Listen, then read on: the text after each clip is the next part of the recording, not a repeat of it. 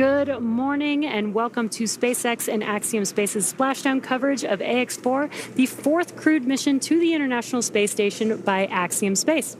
I'm Jesse Anderson, a senior production engineering manager here at SpaceX in Hawthorne, California. And I'm John Rackham with the Portable Life Support Systems team at Axiom Space based in Houston, Texas. Well, with over 20 days in space, our crew spent just over 18 days aboard the International Space Station. And while on board, they worked over 60 science-related research activities and participated in more than 20 outreach events, all of this totaling more than 288 orbits, covering 7.6 million miles. And now we are here in the final phase of their journey home. So over the next hour, we will follow the return of Commander Peggy Whitson, Shubhanshu Shukla, Sławomir Znański-Wiśniewski, and Tibor Kapu as they splash down off the coast of California and bring the operational phases of the Ax-4 mission to a close.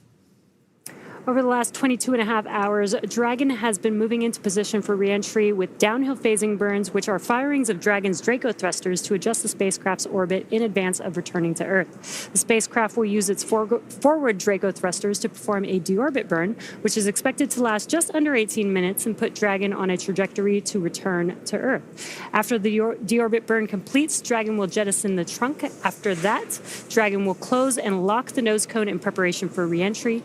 And then after re-entry, the drogues will deploy, followed soon after by the 4 main parachutes and then splashdown.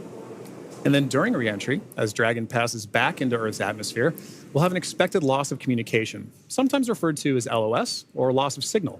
And this should last approximately 7 minutes. But after we regain communication with Dragon, we'll have a couple minutes before the drogue parachutes that Jesse mentioned earlier deploy. And these are smaller parachutes that are designed to stabilize Dragon and help begin to slow it down. Now, less than a minute after the drogue parachutes deploy, we'll then see the release of the 4 main parachutes. And these are the big orange and white parachutes that further slow down the spacecraft on its return home.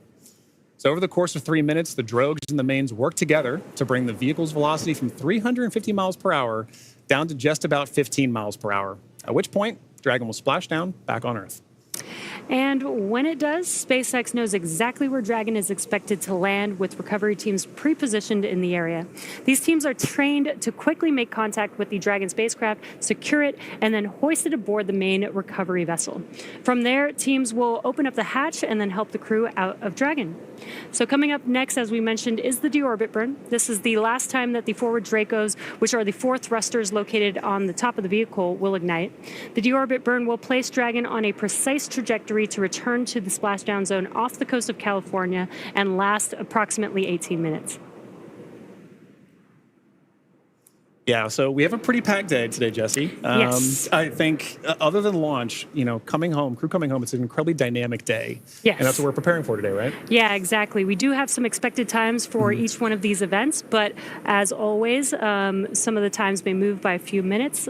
We do expect the deorbit burn to last about 18 minutes, but it could last as long as 24 minutes if needed for this mission. But as those events happen, we will continue to call them out. Exactly right. And on a dynamic day like today, right, as they say, slow is smooth and smooth is fast. So we're going to have a lot to cover today. But much like launch day, we're excited about getting crew home, and we're excited to see, as they land, what we're going to be covering today. Yeah, exactly.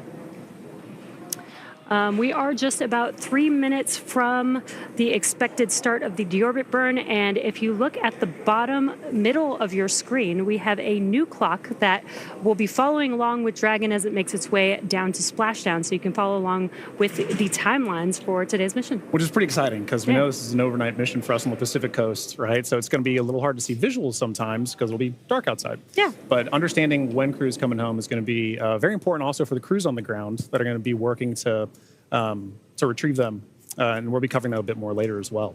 Exactly. We are expecting splashdown to be approximately 2:31 a.m. Pacific time. And again, if you're just now joining us, the deorbit burn is expected to start in a couple of minutes, approximately at 1:37 a.m. Pacific time. That's right. And again, if you've been following along with SpaceX and splashdowns, typically we've splashdown off the coast of Florida. Just recently, we have changed this trajectory to splashdown off the coast of California, which I'm really excited about because we are expecting to splash down off the coast of Southern California. Yeah. I'm born and raised San Diego, California, so I'm really excited that Southern California gets to be able to see some of these potentially reentry burns of the Dragon spacecraft. I know. I kind of wish we were outside right now to be able to see that ourselves, and sadly we're not. But and what you could see on your screen is mission control here in Hawthorne, California. This is where the core, who speaks with the crew the entire mission all the way through splashdown, is in this room, along with all the rest of the responsible engineers monitoring this mission. They monitor the mission from the beginning, from launch, from the day of liftoff, all the way to splashdown. yeah, and similarly in Houston, at Axiom headquarters, we have MCCA. That's Axiom's Certified Mission Control Center. You can see Axiom flight controllers, working in MCCA around the clock, same as what Jesse mentioned for mission control here in Hawthorne. We have 24/7 coverage in all of these control centers, and that's making sure that while crew's up there, we have them supported fully from the start of the mission to the end of the mission. And on a day like today, right, it's a very critical operation. We want to make sure that we're there supporting them as well. So we've got coverage all the way from their return and into landing. Yeah, a little cheesy, but teamwork makes the dream work. Working in tandem with Axiom Space and our SpaceX members here. Exactly right. We've got to do it together, and I love that we can work in tandem in each mission control and bring the crew home safely. Exactly right. And both of those control centers, like we said, work throughout the mission together. Right, on launch day, we have SpaceX's Mission Control Center here in Hawthorne working with Axiom's Control Center in Houston, as well as NASA's Control Center in Houston at Johnson Space Center, and Kennedy. So we have all these launch complexes that work together, all these control centers that work together, and that doesn't change throughout the course of the mission. It really does exemplify the teamwork that we have to make missions like Axiom-4 happen, or Ax-4 happen. And all those flight controllers that we see there, they go through a rigorous amount of training to get to those positions, right? To be able to support crew and to be able to understand what crew's going through so that they know exactly what's going on in that mission in that time frame. Yeah, exactly. And we are still waiting for the deorbit burn or confirmation of the deorbit burn to start. It should be starting any moment now. Again, we're just waiting for the call out. We do expect it to last approximately just under 18 minutes for this deorbit burn for this specific mission. That's right. And if you're just tuning in, after that deorbit burn, we'll then proceed into a few more dynamic operations following that. We'll look to be jettisoning the trunk after we do a claw separation. And then from there, we'll move into nose cone deploy and parachute deployment. So, or nose cone closure, sorry, and then parachute deployment. So we've got a very full day coming up ahead after this deorbit burn starts. And we did get confirmation that the deorbit burn has begun. Again, it will last approximately 18 minutes, just under 18 minutes. Now, this deorbit burn is the last time those 4 forward Draco thrusters will fire. Dragon has not yet entered Earth's atmosphere. This deorbit burn is what will line the vehicle up and put it on its final trajectory to the landing site and off the coast of Florida today. Right now, our crew are using their screens to keep tabs on the burn duration, Draco thrusters firing, and trajectory details like entry angle, spacecraft perigee, and how much distance remaining until deorbit burn termination. Dragon is flying itself. It is an autonomous vehicle, so all the crew has to do is stay strapped into their seats and keep tabs on things. Enjoy the ride. That's right. Well, to talk a little bit about the Ax-4 mission, what it is. The Ax-4 mission has really been remarkable in a number of ways from start to finish. And each of these missions, like we talked about, demonstrate the amount of teamwork that we work on. But they're also iterations on the process of flying to and living on station. And each of these provide more opportunities to understand how we live and work together in low Earth orbit. And this crew has certainly done just that. Yeah, let's take a moment to properly meet and introduce the crew. Yeah. Our mission commander is Peggy Whitson of the United States. And we actually don't have enough time to cover her entire resume because it is incredible. But to give a few highlights, Peggy earned degrees in biology, chemistry, and biochemistry. She was the first female commander of the International Space Station. She has spent over 695 total days in space, during which she logged 60 hours across 10 spacewalks. She is a two-time commander for Axiom Space, having previously served aboard AX-2, and she was just inducted as a member of the 2025 Astronaut Hall of Fame class. And congratulations, Peggy. Pretty That's incredible. And up next is mission pilot Shubhanshu Shukla of India, whose call sign as test pilot is Shooks. Shooks represents the Indian Space Research Organization, or ISRO. And he's also an astronaut designate of India's inaugural human spaceflight effort, Gaganyaan, an Indian-built rocket and spacecraft. He was commissioned into the Indian Air Force Fighter Wing in 2006. He then achieved the rank of Group Captain in 2024 and has over 2,000 hours of flight experience aboard aircraft, including the Sukhoi 30 MKI, MiG-29, Jaguar, Hawk, and Antonov On-32. Pretty impressive resume. And our third crew member is mission specialist Sławomir Uznański-Wiśniewski of Poland. He is representing the European Space Agency as a project astronaut coming from the reserve class of 2022, much like Marcus Wand, who served as a mission specialist on AX-3. A scientist by trade, Sławomir has earned his master's degree of science with honors from Łódź University of Technology in 2008, Master of Science from Université de Nantes, and a graduate engineering diploma from Polytech Nantes in the same year. He also spent 2 years as the engineer in charge of the world-famous Large Hadron Collider in Switzerland beginning in 2018. And rounding out this crew, mission specialist Tibor Kapu of Hungary represents the Hungarian to Orbit astronaut program, also known as HUNOR. The program aims to send Hungarian astronauts to the International Space Station for scientific research and technological development, as well as to inspire young people. He graduated from the Budapest University of Technology and Economics, earning a degree in mechanical engineering, followed by a master's degree specializing in polymer technologies. In 2023, Tibor emerged as one of 4 Hungarians selected from a pool of 247 candidates for the HUNOR astronaut program. He has invested a notable amount of time in his career focused on space radiation protection while awaiting his acceptance to HUNOR. What an incredible crew. Together, they are the crew of Ax-4, Axiom Space's 4th private astronaut mission to the International Space Station. This mission represents the return of spaceflight for 3 nations, but it also highlights the growing opportunities for nations and entities around the world to conduct meaningful work in low Earth orbit.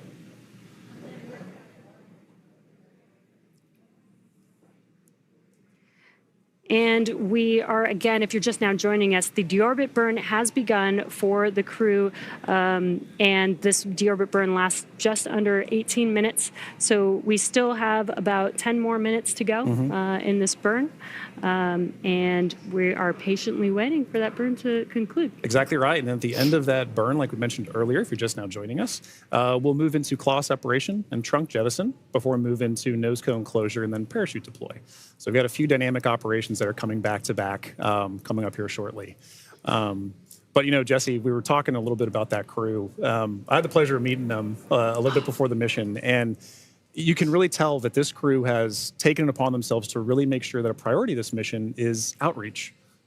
They really want to ensure that who they are representing, the people that they're representing, are getting an opportunity to come aboard with them. And understand why they're up there, understand why they're going on missions like Ax-4, why Ax-4 is a mission that needs to exist to further everything. And I know that STEM outreach is something that you find pretty fascinating yourself, right? Yes, John, you already know that.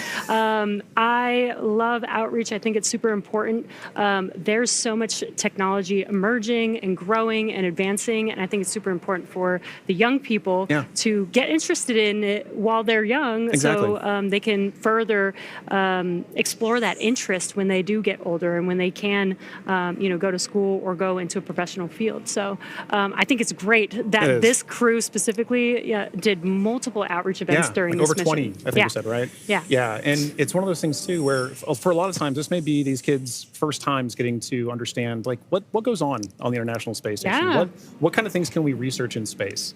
You know, I know one thing that kind of resonated with me is, you know, when I got to meet Sławomir, Suave, as he's known by some, especially the crew. Appropriately. His background in microelectronics, right? He's carrying that on his research here today to understand how does space radiation, which is a huge problem to solve, right, for long endurance, for long-term, long-duration spaceflight missions, how are we going to solve the problem of space radiation? And not just for humans, but for electronics. And so for this particular mission, they were, and we'll cover a little bit of this later too, but they were flying some experiments to assess, like, how can we better protect these in orbit? So I think Suave, Tibor, their backgrounds really help kids understand how can I tie my research to the practicalities and understanding of how do we live and work in space. Yeah. And honestly, this is what we do all of this for. This is what Axiom-4 is for, and other missions have been for, is to do that research. I think a lot of people don't realize astronauts are scientists. They are. They are. Doing a lot of experiments. Exactly. First and foremost, the reason we're up there is to understand how are we going to keep doing this? How can we keep doing this? So every mission that we work together, we learn from each other. Every mission that this crew goes on, from Ax-1 up through Ax-4 now, we all build on the last mission before it. We've been doing it for years. We're going to continue to be doing this as well. Yeah. So it's really exciting to see them put that emphasis on not just the research, but also the outreach to get the next generation of people to do the next missions. Yeah, I love it. If you're just now joining us, again, there is a clock in the middle of your screen where you can follow along with the timeline of the mission all the way towards Splashdown today. And also in the bottom right-hand corner of your screen, there's a little graphic showing Dragon and its thrusters firing.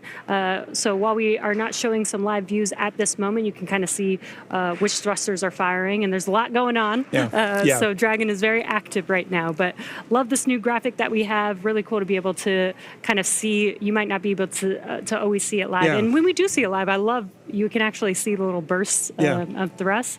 But in case we don't have any live views, you guys can follow along with that graphic in the bottom right corner. And speaking of live views, excellent timing. Inside of Dragon, with our commander and pilot there.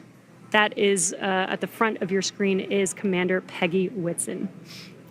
And if you're looking right past Peggy Whitson as well, you can see our pilot Shubhanshu Shukla interacting with Dragon's controls there right now. But as you mentioned, Jesse, Dragon is a fully autonomous vehicle on this way home. So kind of tying back to one of the things you mentioned earlier, being able to see the thrusters firing like that really highlights a good point. When we don't have direct camera feeds like what we just saw, we still get vehicle insight. We still get spacecraft insight. When we talked earlier about what the mission control centers are for, that allows us to get telemetry to that vehicle for ground crews to understand what is the vehicle doing, and allows us to share it with everybody here to get insight to the mission. Yeah. Very cool. And it is, I love these live views. Yeah. But it's really hard to believe that it's been 5 years since Dragon radically changed how humanity gets to space. After the space shuttle program ended in 2011, NASA astronauts primarily used the Russian Soyuz spacecraft to travel to and from the International Space Station. From 2011 to 2020, the Soyuz was the only human-capable launch vehicle available, and in December of 2010, Dragon became the first commercially built and operated spacecraft to be recovered successfully from orbit. And that mission, known as COTS-1, was the first demonstration flight for NASA's Commercial Orbital Transportation Services, or COTS program. And the purpose of COTS was to develop and demonstrate commercial sources for cargo resupply of the International Space Station. Now, fun fact, the Dragon that flew on this historic mission is currently actually hanging behind John and I in front of SpaceX Mission Control Hawthorne. And just 10 years later, in May of 2020, Demo 2 launched astronauts from U.S. soil for the first time in nearly a decade. Demo 2 was Dragon's first human spaceflight mission. The spacecraft, named Endeavour, carried NASA astronauts Doug Hurley and Bob Behnken to the International Space Station in the first orbital human spaceflight launch from the United States since the final space shuttle mission in 2011, and the first ever operated by a commercial provider. And I remember that day very well. Yeah. One of the most exciting missions, probably my favorite mission of all time, really. Yeah, and another fun fact about Endeavour, too, that was the first mission for Ax-1. Oh, that was the Dragon they flew on Ax-1. Exactly. And this is a really cool view. I mentioned the graphic in the bottom right-hand corner, but you could actually see a similar graphic for the crew on board on their displays there. Exactly right. I mean, for crew situational awareness, it's incredibly important. So even though you may not be commanding the vehicle yourself, even though it may be an autonomous flyer, having the insight to your vehicle systems is incredibly important for all crew members, let alone the pilot and the commander. So our commander, Peggy Whitson, and our pilot, Shubhanshu Shukla, are maintaining close situational awareness on the vehicle systems there, like we saw a minute ago, being able to watch thruster firings, understand where they are kind of on their mission home. Yeah, and they are sitting inside of Dragon. They're strapped into their seats, so they can't really see what's going on the outside, but they can hear the sound of the thrusters firing. It may sound a little bit different to them than here on Earth, but it also helps them, as they're monitoring, helps them understand what's happening, what those sounds mean. So again, that they have the full awareness of everything that's happening with the spacecraft. Exactly. Now, alongside the NASA missions, Dragon has also flown several private missions to orbit. In September of 2021, on the Inspiration 4 mission, Dragon became the first private spacecraft to take an all-civilian crew to orbit. And the following year, Dragon flew Axiom Mission 1, the first all-private astronaut mission to the International Space Station in collaboration with Axiom Space. Now, the first of now 4 flights together with Axiom Space to take commercial crews from around the world to the International Space Station. In September of 2024, the Polaris Dawn mission delivered the first commercial spacewalk. And most recently in March, Dragon supported the From-2 and NASA Crew 10 missions. Ax-4 is Dragon's second human spaceflight mission to splashdown off the coast of California after From-2 returned Dragon recovery operations to the West Coast just this past April. And from that first crew mission in May of 2020 to Axiom 4 today, Dragon has supported 18 human spaceflight missions and flown 70 crew members representing 20 countries. Overall, Dragon has flown 53 missions, carrying over 300,000 pounds of cargo to space. In the history of human spaceflight, fewer than 700 people have ever been to orbit. At SpaceX, we want to help create a future where not just hundreds of people, but thousands and ultimately millions of people can travel off Earth to live and work in space and on other planets. Yeah, you know, Jesse, you mentioned basically all that lineage of the Dragon spacecraft, and it's sometimes easy to get lost in the numbers. But it really does highlight how we've built, same as what we were talking earlier for building on missions, right? We built to get where we are as a space industry with the Dragon flying, and it's allowed us to provide missions like X1 up through X4 together, like you mentioned, but collaboratively. And each of us, it allows each of us to play a role in these missions supporting. And so I always really love the teamwork aspect of this commercial spaceflight endeavor, and I think what you just mentioned there really highlights that. Yeah, and just the exponential growth. It's only been 5 years since SpaceX has been a part of this in history. And it's really cool to see how much we've been able to do. Exactly. And we are about 30 seconds or so away from the expected ending of the deorbit burn, so we should be potentially hearing that call out, but if we don't hear the call out on the nets, we will confirm when that deorbit burn is complete. Exactly. And like we mentioned earlier, while we're waiting on those calls, we're still able to view some of the telemetry and insight to the vehicle that we have too. So once we kind of get some awareness that the vehicle is done doing its deorbit burn, we should shortly hear a call after that. But at that point, it's a good reminder that those calls, the telemetry, it serves as an operational synchronization point for all of us to kind of say, a major dynamic operation has just happened. Now, how are we going to regain the situational awareness to say, okay, everybody's back on the same page so we can continue executing all of the flight procedures that we have. So. Yeah, exactly. And we are awaiting the conclusion of the deorbit burn.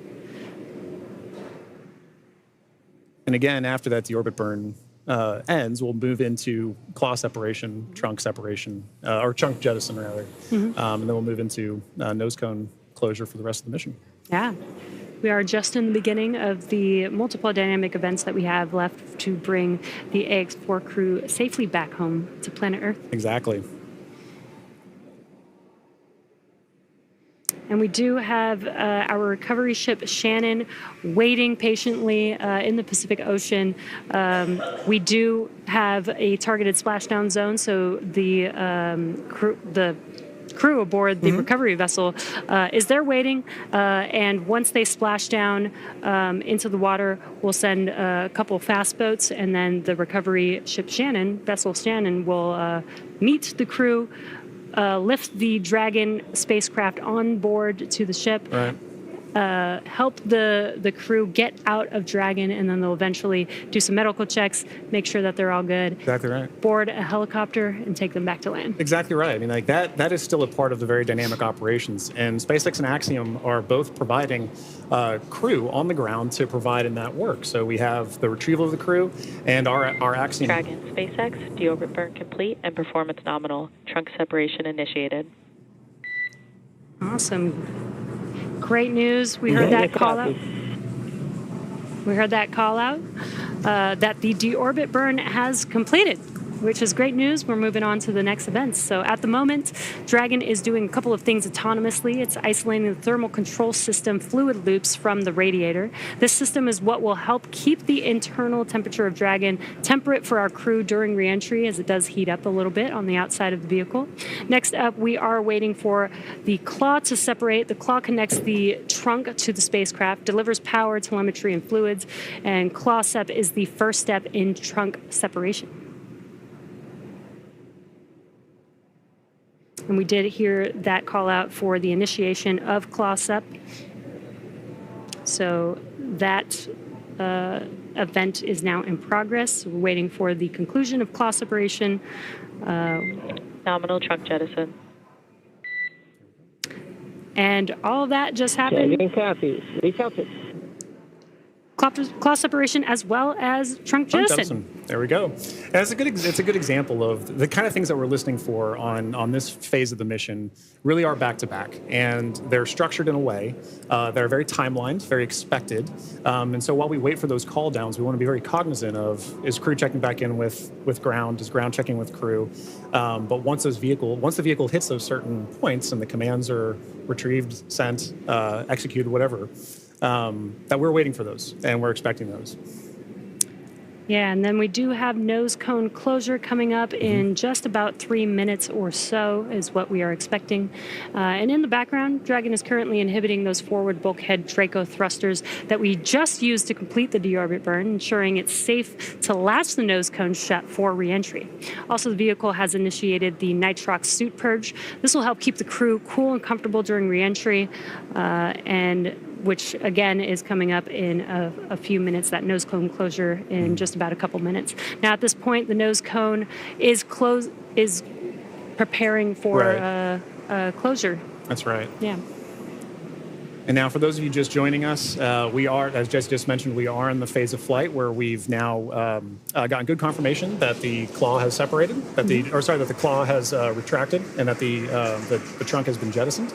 And we're waiting for that nose cone to close. And a minute ago, we had good visuals inside the vehicle showing our commander, Peggy Whitson, and our pilot, Shubhanshu Shukla, engaging with those controls for the vehicle to maintain insight, to understand where the vehicle is at this moment in time. And what you're seeing on your screen is a map of where Dragon is above the Earth. And again, it's making its way over, it's going to make its way over the Pacific Ocean to splash down off the coast of California. And you can actually see how close it is passing by the International Space Station there, which is pretty cool. Yeah. Again, it's amazing being able to actually maintain the kind of awareness we have on this, right? As you know, last night when we were tracking undocking, kind of understanding where Dragon is relative to station with regards to things like the keep out sphere.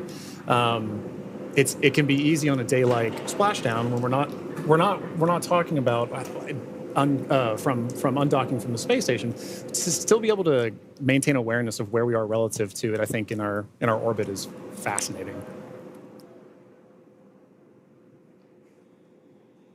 Again, we are waiting nose cone closure.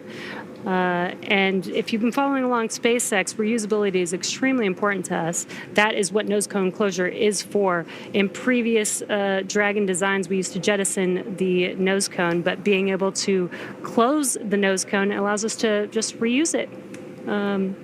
We actually don't necessarily need it on the re-entry, but it does protect the forward of the Dragon spacecraft during ascent, during launch, basically. That's right. Yeah, and being able to reuse that, I think, is an incredibly important aspect of what we're trying to do as we advance these missions, right? You take every mission and you learn from it, and you say, what can I do next with it?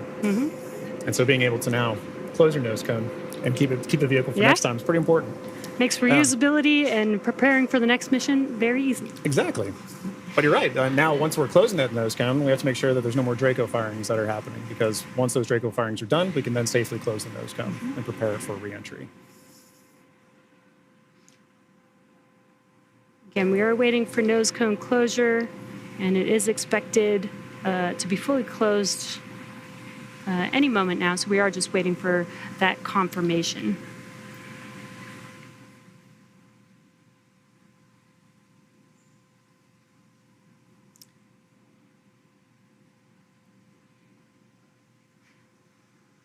And if you're just now joining us, the crew has already completed a deorbit burn, which lasted about 18 minutes long.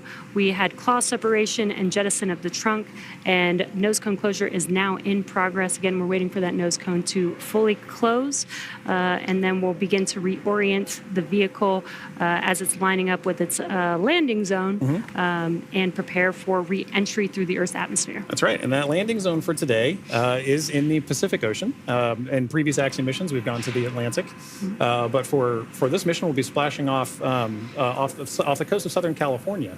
And at that point, once crew has landed has splashed down, rather, sorry, we'll be dispatching crews out to the crew to retrieve them, pull them aboard Shannon, our SpaceX's retrieval vessel, and at that time, ground crews will also be assessing crew, making sure they're okay, and Axiom Space personnel will also be providing support to the crew as we pull them back on board.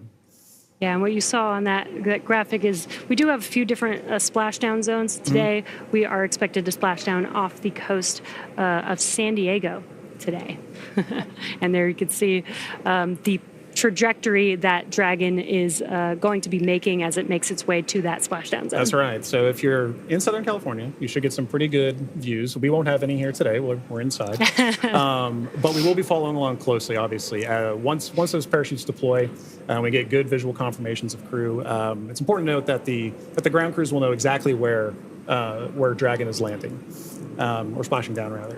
And at that point, we'll be able to go out and retrieve them. But prior to that, you should get a pretty good view of Dragon coming in. Yeah. I think it's a pretty cool view. I've seen the videos, haven't seen it in person just yet.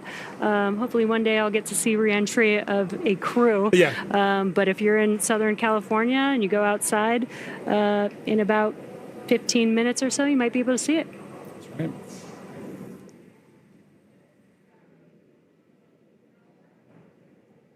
Now, we do expect that the nose cone is fully closed at this point, but just waiting for confirmation of that closure. Exactly.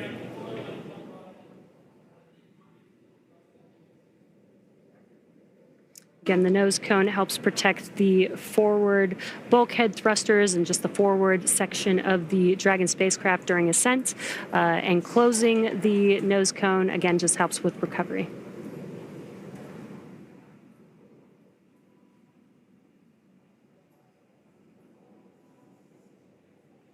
So far, we've had a pretty smooth return home. Yeah. The crew undocked from the International Space Station yesterday at 4:15 a.m. Pacific time. They spent 22 and a half hours coasting, doing a few more orbits in space before they come back down to planet Earth.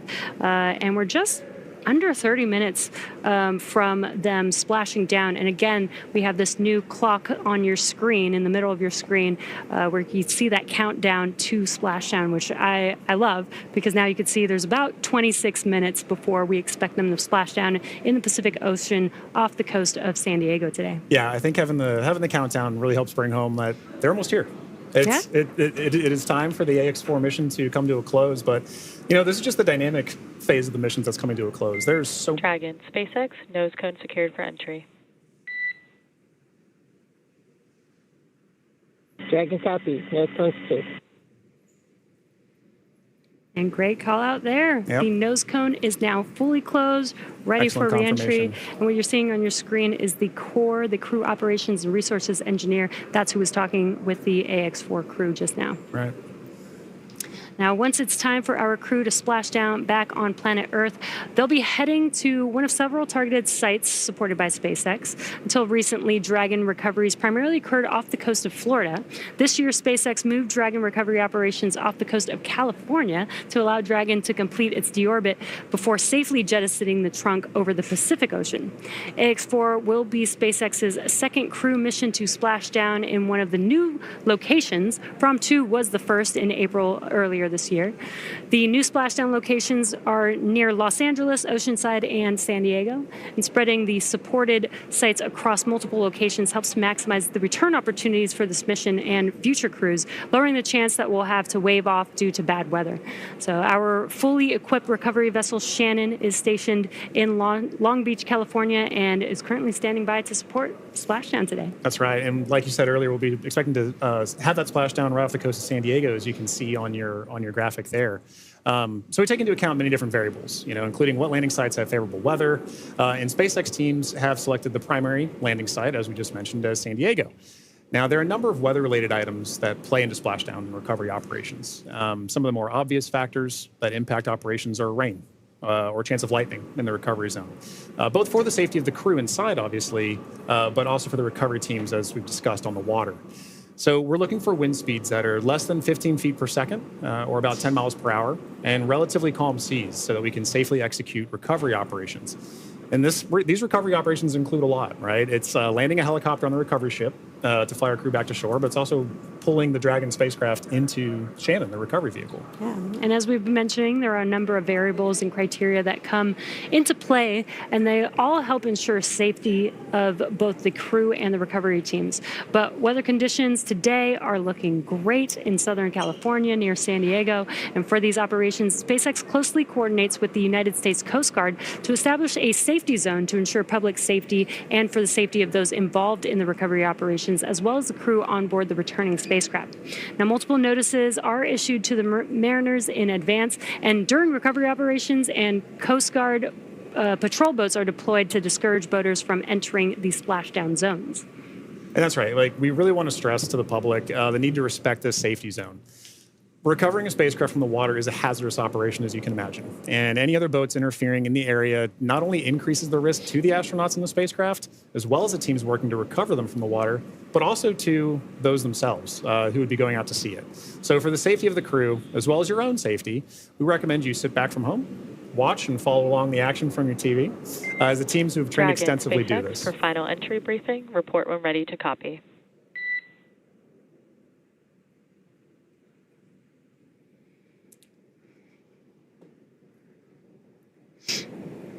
Dragon's ready to copy.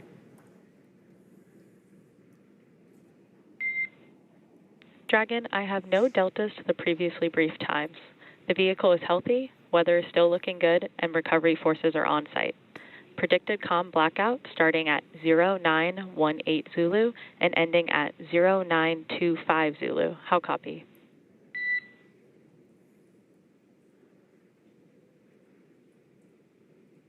No deltas to the timeline. Everything's healthy and weather looks good. 0918 to 0925 for the COM blackout. That's a good readback, Dragon. And with that, I'll be looking for you to verify that tablets are secure, visors are down, and restraints are tightened no later than 150 kilometers. Dragon copy. Welcome.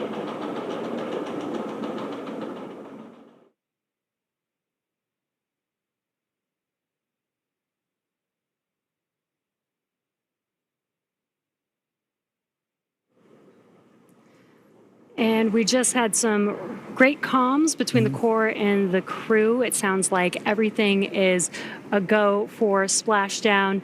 We are expecting the blackout period to begin at 2:18 a.m. Pacific time. That lasts about 6 minutes, completely expected. We will lose comms with the spacecraft as the vehicle heats up with plasma around it, but we do expect them to pass through that in about 6 minutes and regain comms after that. So really exciting, about 21 minutes away from Splashdown. And as you might imagine, astronaut training can be extensive, from training that is specific to each crew member's role to learning SpaceX protocols, space station systems, and preparing for the science and outreach activities that they'll be conducting in space. Private astronaut training is rigorous. In addition to the training in the field like they do through NOLS, or NOLS, the Axiom-4 crew spent about 35 days training inside of Dragon. Now, to prepare them for flight, our teams at SpaceX spent the last several months teaching the crew about orbital mechanics and how to live in microgravity. While this was more of a review for Peggy Whitson, for the rest of the crew, this was their first time flying on Dragon. The training program includes nearly 100 different lessons covering all aspects of the flight. The crew spent time inside of our Dragon training spacecraft to run simulations of ascent, the International Space Station rendezvous, and re-entry. And they also spent time at the launch pad in our suit-up room and working through emergency procedures that would be necessary in the unlikely event of a pad abort scenario. And beyond those critical trainings from SpaceX for the ascent and return phases of the mission, Axiom Space has facilitated a host of efforts over the last 10 months to ensure that the crew and all of those who support them, like ground operations, mission control, flight controllers, are all ready for the mission while on board station. And kicking off efforts for that training at Axiom headquarters in August of 2024, the Ax-4 crew immediately began to familiarize themselves with the range of teams and systems that they would need to become proficient with in order to succeed.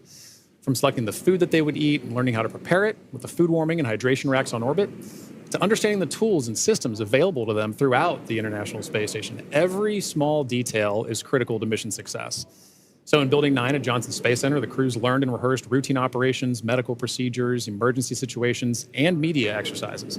All of this built up to full-scale simulations that were then run in coordination with ground teams at Johnson and around the world. And as the name of the International Space Station suggests, specific modules are owned and operated by different nations. The crew traveled to Germany to earn their certification of these systems in the European module known as Columbus. As an ESA project astronaut, Swabush had additional trainings at the European Astronaut Center. The crew then traveled to Japan to learn the systems of the Japanese experiment module, also known as Kibo. With hands-on training that culminated in a round of testing, the crew became certified to use the systems of Kibo for their flight. And beyond the specific requirements of each space station module, the crew also participated in a range of efforts that would bond them into a crew and ensure that they were physically and mentally prepared for any mission scenario. So this included a week of training with the National Outdoor Leadership School, or NOLS, where the crew faced a week of kayaking against heavy winds.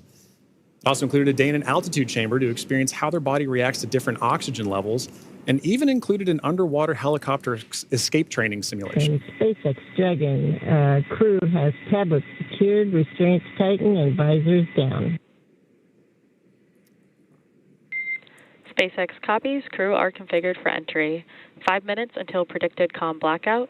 We'll see you on the other side at 0925 Zulu. Copy 09250 on the other side of the blackout. Okay, and good comms there from crew that they are ready and configured for their return time. And, you know, an aspect of that is to wrap up our discussion about training. That's a major training point for crew, understanding how their return phase is going to look so that they know, let's go ahead and call ground and let them know that we're ready for maintaining it. So training really is at the heart of any successful mission. You plan, you train, you fly in that order. Yeah, exactly. Training prepares every astronaut, even those very experienced like Peggy Whitson, and she also did retraining with the Ax-4 crew. It's important for the crew to train together. But this prepares them for any phase, any potential scenario in their mission. Exactly right. You know, and missions like this are important milestones for everyone involved, from the crew members who fly to those that they represent, to the host of scientists and engineers around the world who have an opportunity for their research or their technology to be tested in microgravity. Everyone learns from these missions. And for Axiom Space, this is at the heart of why we do these missions. We're building opportunities for others to advance what is possible and expand what is known. And we want to enable every human everywhere to take part in this.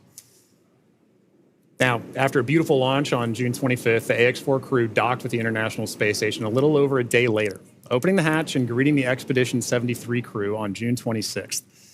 The crew shared some good words in a welcoming ceremony and an astronaut pinning that we don't have there, but did happen, before quickly getting to work on their extensive itinerary. Each crew member brought with them a host of research, technology demonstrations, and outreach objectives, ranging from human physiology to space radiation impact studies, and even some gardening while they were up there. So this crew maintained a very full timeline, but they prepared for this, part of their training. Each crew member wanted to ensure that every minute of this mission was utilized and that all of their objectives were hit. So Peggy, Shooks, Suave, and Tibor were ready to work with their time on board. Over the course of 18 days on board the station, they accomplished over 60 research activities, as well as more than 20 outreach events. But as their time on station came to a close, the Ax-4 crew participated in a brief farewell ceremony where they said their goodbyes to the Expedition 73 crew. And now for more details on the incredible work performed by this crew on orbit, check out axiomspace.com to see more. Yeah, I love that this crew did so much outreach. 20 events in 18 days is pretty remarkable. Yeah, it's so pretty very impressive. impressed. Plus the 60 experiments on top of that. So I mean, and as we discussed earlier, it was a huge priority for them to be able to conduct those outreach events for the people of their countries who may not have had a chance to talk to an astronaut to understand why are we going to space.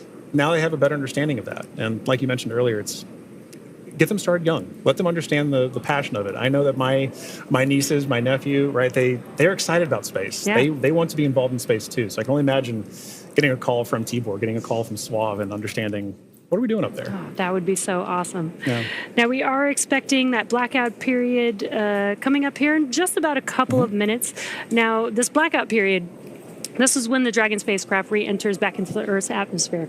What's going to happen is there's going to be a lot of plasma buildup as it's getting more through the atmosphere. And that plasma is getting to about 3,500 degrees Fahrenheit, building up around the spacecraft. So we will be losing comms. This is expected. Today we're expecting it to last about 6 to 7 minutes, and then we'll regain comms. And you'll probably hear the core after the expected blackout period time has ended. Make some comms, some calls to the crew until they regain the comms and get confirmation from the crew that they can communicate with each other. That's exactly right. You bring up a good point. An expected loss of comm, or sometimes you'll hear loss of signal or LOS. It's an expected part of spaceflight. It is planned for. They are predictable, and mission operators or flight controllers work through that to understand when are we going to be able to have and maintain communications with the vehicle, communications with crew, and that can happen at any time during the spaceflight. So for this 5 minutes, right, based on the physics you discussed of the vehicle heating up, you know it's going to happen, and ground crews can predict for that and work around it.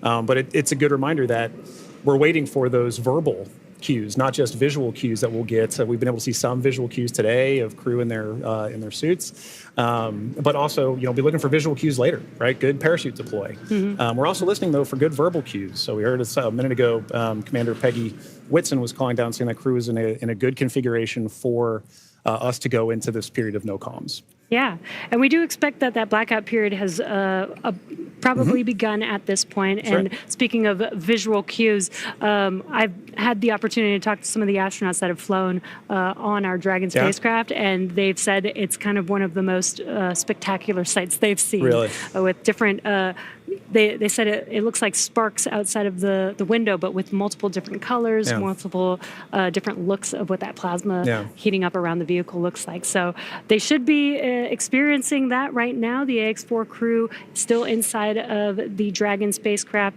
Again, this blackout period will last approximately 6 to 7 minutes. And again, we won't hear any comms throughout this period until the expected blackout time is complete, and then we'll start hearing comms from the core calling out to the crew. That's right. As we begin the second half of entry, Dragon is now beginning to flush nitrox into the cabin and continuing to top off the Ax-4 crew's suits with cool air. Again, this is what will allow the cabin temperature to remain comfortable while, as I mentioned, the external temperatures reach 3,500 degrees Fahrenheit. The heat shield is pointing forward, leading the spacecraft to the landing site. Dragon's primary heat shield is comprised of PICA 3.0, which stands for Phenolic Impregnated Carbon Ablator. First generation PICA Pika was first developed by NASA for studying and sampling comets within our solar system. SpaceX then partnered with NASA to develop Pika X, which was the second generation product used on all Dragon 1 commercial resupply missions that successfully resupplied the space station on 20 missions. Pika 3.0 was developed specifically for use on Dragon as we prepared to begin flying Crew with enhanced structural and thermal properties that optimized the heat shield and drove down cost and mass. The remainder of the Crew Dragon spacecraft is composed primarily of a SpaceX proprietary ablative material. It's another class of thermal protection, which is lighter weight versus Pika and protects the underlying composite structure during re-entry to ensure the structural capabilities are maintained. Now, while Dragon will experience temperatures well over 3,000 degrees Fahrenheit during peak re-entry conditions, the characteristics of the TPS, or thermal protection systems, coupled with the ECLIS, environmental control and life support system in the pressurized interior, will ensure that the Ax-4 crew will stay cool and comfortable during all the phases of re-entry through splashdown with all that heat surrounding them. Exactly right. Well, now, as Ax-4 set a new benchmark for private astronaut missions with the most research activities executed aboard an Axiom space mission to the International Space Station to date. With over 60 experiments representing 31 countries, the mission showcased the growing global interest in leveraging low Earth orbit for scientific discovery. The research portfolio included 8 technology demonstrations, 12 life science investigations, and 27 research projects. And this research spanned a wide range of disciplines, from cancer biology to regenerative medicine to even artificial intelligence, agriculture, and materials science. And this further demonstrates how low Earth orbit is a platform for innovation. Now, many of these studies were designed to address challenges both in space and on Earth, such as improving disease modeling, enhancing food security, and developing smarter autonomous systems. Now, the scale and diversity of the Ax-4 research portfolio reflect a shift toward more collaborative science on orbit together, positioning commercial astronaut missions as catalysts for advancing knowledge and solving real-world problems. You know, Jesse, I think this is one of the most important things about a mission like this, is it allows us an opportunity to understand we have a number of problems that we're trying to address on Earth, and it is a unique opportunity to be able to go to low Earth orbit and understand some of the key aspects of that kind of research. And missions like Ax-4 really allow for those kind of problems to continue to have momentum behind them to be solved. The International Space Station has been tackling so many of these problems for over 2 decades now. Yeah. And that research needs to continue. It needs to keep going. I think a lot of people don't realize that some of the stuff that we have that seem very simple and common to us here on Earth actually sometimes come from the research that happens in space. Exactly right. Exactly right. One of the things we were talking about earlier is a major aspect of long duration spaceflight is the radiation impacts. And I know for me personally, I thought one of the really interesting research topics or research experiments that was being conducted on orbit for Ax-4 was looking at what are the different materials and properties that we can use to protect against space radiation. So during the mission, we had a great call between Peggy Suave and Dr. Lucy Lowe with Axiom Space to discuss exactly what it is that we're trying to protect for and understand why space radiation is so difficult to wrap. So, you know, missions like Ax-4, they're all important. And we are now seeing great confirmations of the Dragon spacecraft making its return back to Earth right now. And while we are in a blackout period, this is an excellent view, seeing Dragon from the ground as it's re-entering back into Earth's atmosphere. Now, that blackout period is expected to conclude at 2:25 a.m. Pacific time, so just a couple more minutes here, and then hopefully we'll get some comms back between the core and the crew. But in the meantime, at least got some cool views of the crew almost back down here on Earth. Exactly right. And you know, making that kind of visual confirmation is such an important part of what we're tracking today. We're tracking a lot of very dynamic operations. And so being able to see what we see on the screen there is incredibly important for mission controllers. Dragon, SpaceX, comm check.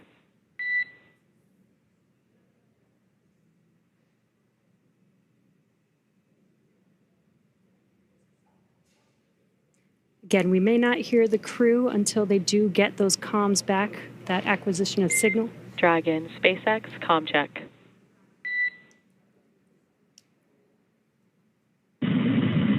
SpaceX, Dragon, we have you loud and clear. Dragon, we have you the same. Expect automated chute deployment. Dragon copies, automated chute deploy. And great news, as you heard there, we got comms from the Ax-4 crew. That's exactly what we're waiting for, and I love that you can hear the excitement in Peggy's voice, too. Yeah. It's like she's done this before. Maybe a few times. A great live view on your screen inside of Dragon as they are re-entering the Earth's atmosphere. And we did hear confirmation that there will be the automatic drogue and parachute deployment coming up here shortly. And on your screen with that great live view. GPS converge. Expect nominal altitude for drogue chute deploy. Copy. Nominal GPS chute deploy. And we're going to hear a lot of comms back and forth throughout these last 5 minutes here as the Corps will be calling out their altitude as they're making their way down, as well as when the drogue parachutes deploy and the main parachutes deploy. And then as they get closer and closer to Earth, just keeping the crew updated with how close they are before splashdown so that they can expect that splashdown. Exactly right. Exactly right. And those are the things that crew that you're seeing there on the left side of your screen are following along with their onboard telemetry. And for you at home as well, you can see on your screens as well, things like vehicle speed, vehicle altitude. All those are really important metrics that we're trying to understand as part of the visual confirmations, the audio communications or the verbal communications that we've gotten with crew. We're also getting vehicle communications and telemetry to all understand how we're looking as we lead up to these next 4 minutes before. And there you can see on your screen, the seats are rotating for the crew. This prepares them for that splashdown, so they do brace for drogue window. They do reorient the crew depending on the dynamic events that are happening, so the crew does lean back during re-entry. Crew is braced. And then they are sitting up a little bit more upright for those drogue and main parachutes to deploy. That's right. Having them in that position helps distribute the forces correctly so that when they're experiencing that dynamic event, they're as comfortable as they can possibly be. Yeah. We're now waiting for confirmation that the Dragon's chutes have deployed, coming up here just in under a minute or so. Just prior to the deployment of the initial drogue chutes, Dragon automatically safes the propulsion system. Dragon then deploys its drogue parachutes to stabilize and decelerate the vehicle. Then just before drogue deployment, seats automatically rotate to 26 degrees, which we just saw there, to keep the crew within acceptable G limits for entry and landing. And excellent view. Great view. Drogue parachutes are deployed.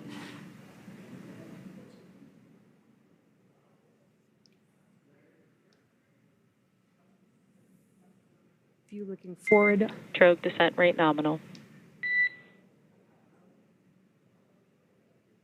Descent rate nominal, copy.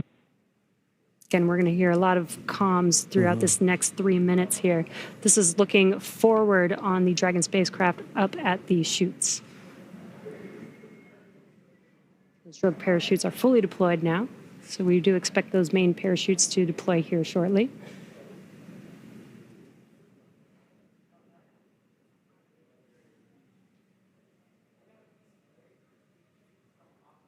If you're just joining us, we have now confirmed that the Ax-4 crew on their return home is roughly 2.5 minutes out from splashdown, and our main chutes have deployed. Main chute descent rate nominal. Copy. Main chute descent rate nominal, 1,000 meters for Dragon. We copy 1,000 meters. Great visual confirmation as well as those comms that the 4 main parachutes have deployed. Again, we are going to be slowing down the vehicle from 350 miles per hour all the way down to just about 15, 16 miles per hour by the time that the vehicle touches down and splashes down into the ocean. Exactly right. You know, you mentioned these beautiful visual confirmations that we're getting. You know, an important aspect of today's specific splashdown is that it's occurring at night. That's Dragon 800. Copy 800 meters.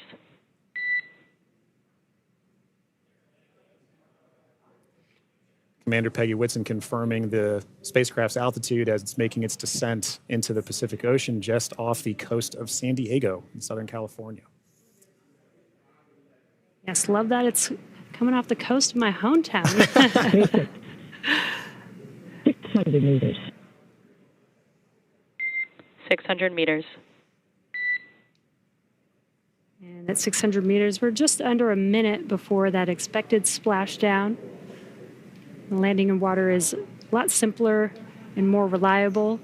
Provides a little bit of margin against unlikely parachute issues. We did have to learn how to make Dragon waterproof as we are splashing down into the ocean. But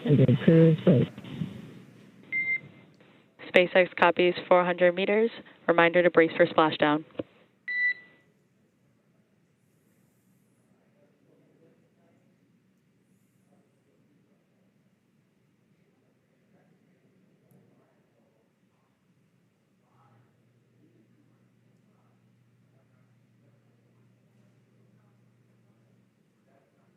Oh, that's a pretty cool view. Yeah. That's right. Maintaining the vehicle's signature through things like cloud layer and any kind of atmospheric disturbance allows us to maintain visual contact with the vehicle as it's making its final descent towards water landing. And it's a little foggy, as you can see there. Yeah, Pacific fog is rolling in. We've got some very bright lights as Dragon, you can see the ocean there. Dragon is about to touch down in just a few seconds here. And working their way towards the vehicle are the SpaceX and Axiom support teams that will be present for the next phase of our splashdown coverage today. At this point, we'll be waiting for confirmation of the crew's safe landing, and then we'll move into the phases of this mission, which are really, let's recover the vehicle, let's recover the crew, let's make our assessments, and at that point, we'll be covering. And we have splashdown of the Ax-4 crew back on planet Earth. Welcome home.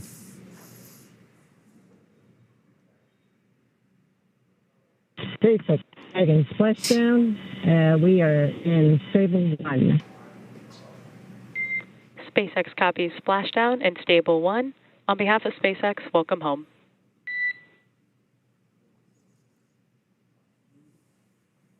And thanks for the great ride and the safe trip, and Grace is happy to be back. We are happy to have you back home safely as well.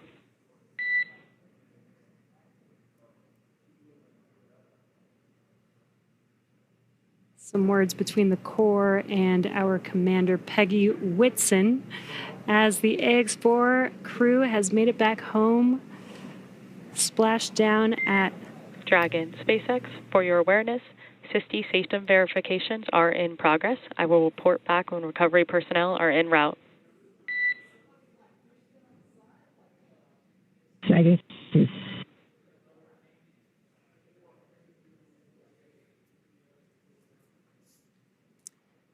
Yeah, so now you can see a couple fast boats are going to be approaching the Dragon spacecraft. They're going to start with making sure that the spacecraft is safe. They're going to do some sniff checks. They're going to pick up those main parachutes. As Dragon splashed down, the chutes were immediately cut to make sure there's no safety issues there. So we'll pick up those main parachutes up.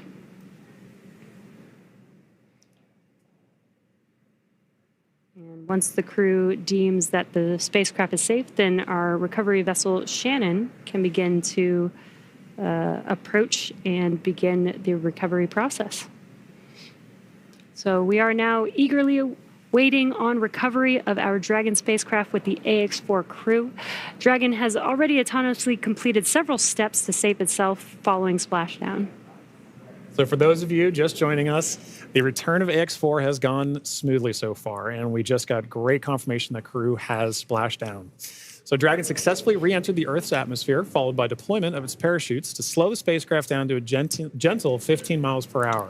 And at that point, they successfully splashed down in the Pacific Ocean at 2:31 a.m. Pacific time, off the coast of Southern California. So at this point, like you mentioned, Jesse, we are just waiting for Dragon's recovery of that from Shannon. Yeah, upon detection of landing, Dragon automatically releases the main parachutes to prevent wind from pulling the spacecraft. Dragon then automatically saves any pyrotechnics still present on the vehicle and may automatically perform additional minor system reconfigurations. The astronauts remain seated and in their suits at this point, but the onboard air conditioning keeps temperatures in check inside the spacecraft, and the communication systems on board remain powered so the crew can continue to communicate. And as we're watching, SpaceX has 2 fast boats in their recovery fleet, which move very quickly to get to the splashdown point. And those are being followed by Shannon, the main recovery vessel, which will move into position upwind of the spacecraft. The 2 fast boats have very specific roles here in these operations. The first fast boat makes initial contact and is focused on immediate safety inspection of the vehicle, checking for vehicle integrity and any presence of hypergolic propellant vapors. This ensures that it's safe for Shannon to approach the Dragon spacecraft. Now, once Dragon is cleared for full approach, the team begins rigging the spacecraft for water recovery by the recovery ship. The second fast boat is responsible for parachute recovery and also serves a redundant boat to the first. So we'll see a team member. We'll also see a team member on a jet ski helping to gather up the now detached parachutes that you mentioned came off. Jesse. Yeah, and it'll take a little over 10 minutes for the recovery crew to complete their safety checks. Then once they're complete, the team will begin preparing Dragon to be lifted into the recovery vessel. As part of the preparation for this lift, one member of the recovery team will climb on top of the spacecraft so that they can attach Dragon's hoist rings and connect the lifting lines. Now, it will take us less than an hour to raise Dragon to the recovery boat and remove the crew from the spacecraft. And then after medical checkouts, the crew will return to shore by helicopter and then be flown back to Houston. That's right. And each of these next steps are entirely dependent on the status of the crew. Axiom Space's Dragon SpaceX, we have pulled go for recovery personnel approach. Expect fast boats alongside in 1 minute.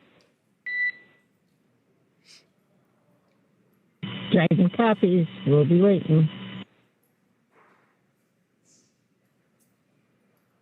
And with that call from Core to Commander Peggy Whitson, you can see now the fast boat making the 2 fast boats making an approach to the Dragon that you see in the middle of your screen with that flashing green beacon.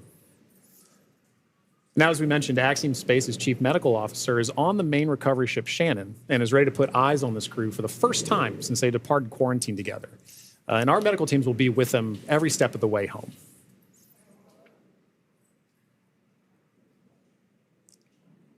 It is nighttime, so we do have this infrared camera to help us see a little bit more clearly. That's the Dragon spacecraft in the middle of your screen there.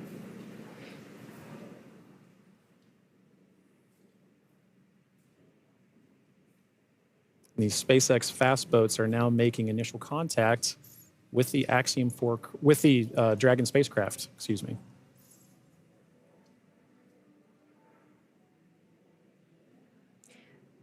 You can also see the red and green lights on Dragon, just similar to starboard and port on a ship. We have that for nights like this where it's a little bit harder to see the orientation of the vehicle, so those red and green lights help us understand which side of the vehicle and orientation that we are approaching.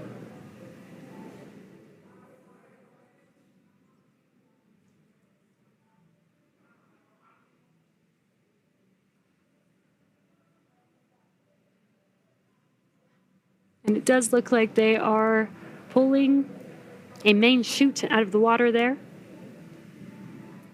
Again, those detach immediately as soon as the spacecraft splashes down. This helps prevent the wind from dragging the spacecraft after it's splashed down and helps keep the crew safe. But we do recover those main parachutes, keep them out of the water. Exactly. And as we just discussed, each of these fast boats has a very specific role that they play. That is all part of, again, the ground operations that support the retrieval and recovery of the spacecraft, as well as the Ax-4 crew. So all of these are part of the ground training that's required in order to pull off those operations safely and successfully. So even though we're having, splashdown at night, right, we're able to ensure that we're executing smoothly, but executing successfully.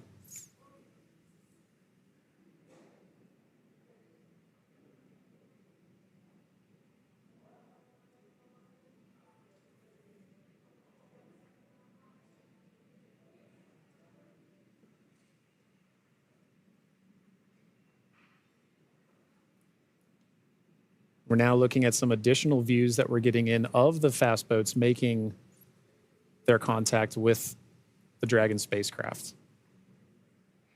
And we should be seeing a crew member actually climb on board the spacecraft, Yep. do some final safety checks, and then help begin setting up the rigging for the spacecraft to be lifted out of the water. That's right. It's all part of a coordination, a choreography of events, right? Getting from spacecraft is in the water. What are the next few steps that have to occur before we can get Dragon onto the recovery vessel Shannon? And this is a very key moment in that. Yeah, and right now you can see them doing the sniffs, making sure that there's no hazardous gas or chemicals around the vehicle and that it's safe for the team to actually approach and climb onto the spacecraft. And as always, the recovery crew is wearing the PPE necessary to perform these operations. PPE is personal protective equipment. And it's a good reminder that even in this phase of the mission, we're excited crew is home, but the job's not done yet. We're taking this time to make sure that we're operating smoothly, that we're operating safely, so that we ensure a safe return for the crew on board the vessel and back home to their families and teams. Yeah, we call conclusion of the mission when the crew egresses the spacecraft, and egress means to exit the spacecraft.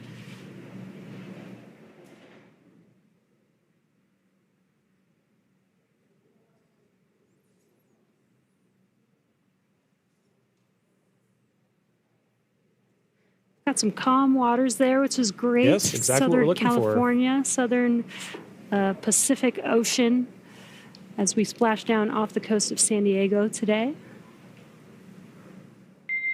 Dragon, SpaceX, hypergol sweeps, and unfired ordnance checks are nominal. Rigging is in progress.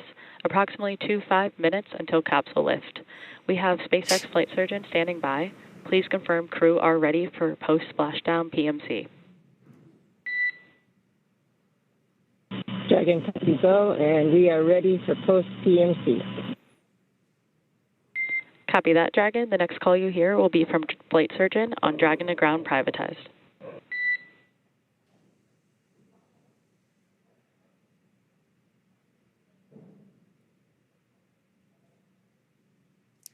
And you heard those comms. The team is going to do some medical checks. They are going to do that on a private net.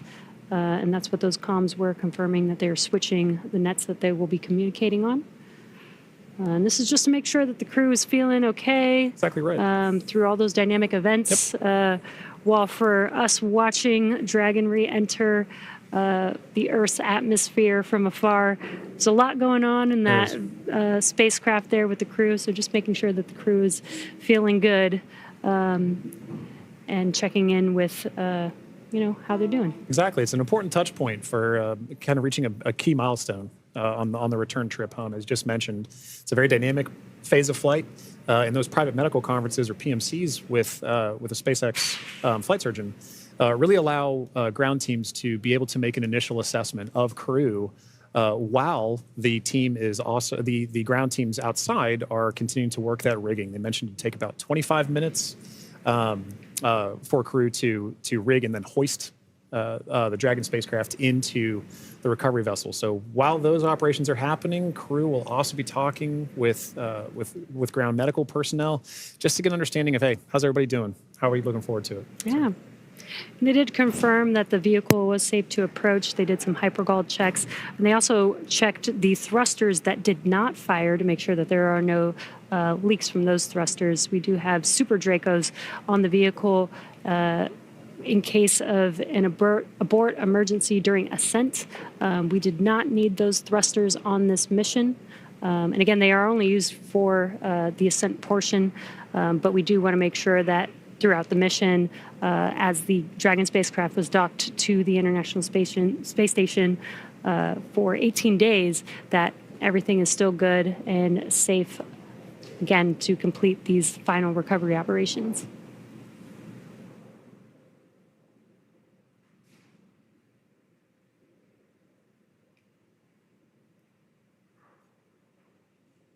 And again, it's a little dark because it's very early morning, but you can see the little window on Dragon and the light through it. Yeah, the Yep. little light inside there as the crew is patiently waiting recovery operations. It's a very different view that they're having outside that window than they had for their flight up and their flight home. Yes. But all the same, I'm sure that they're also glad to say, hey, we're home. If you're just joining us from home, you are seeing live views of the Dragon spacecraft that has returned home from the Axiom-4 mission. After launching on June 25th, the Axiom-4 mission... Dragon, SpaceX, Dragon to ground is now unprivatized. Com check. We have you loud and clear on Dragon Ground. Copy, Dragon. We have you the same.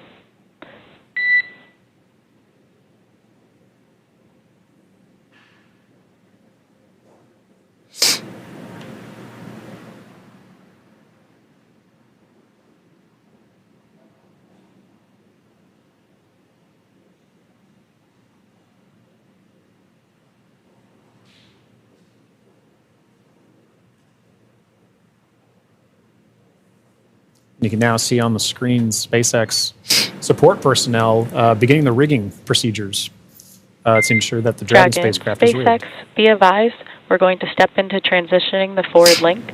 COM will be unavailable for approximately 5 minutes. Rigging continues nominally. Dragon copies, 5 minutes. LOS.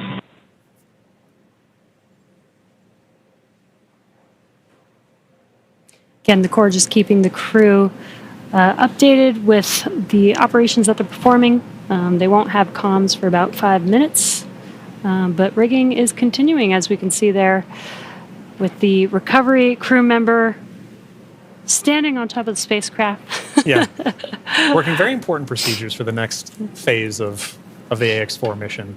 And for those of you who have been following along since June 25th, when a Falcon 9 lifted off from Kennedy 39A, this was a pristine new Dragon. That crew had the privilege and the pleasure of naming Grace. And now that it's gone through its first mission and landed back safely in the Pacific Ocean, you can see exactly what the spacecraft goes through on its return home. But very much a sign of a successful mission.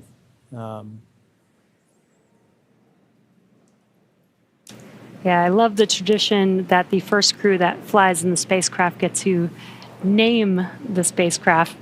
And Peggy Whitson had some great words on why they named the spacecraft Grace, which I think is amazing. And we've got a great fleet of Dragon spacecraft.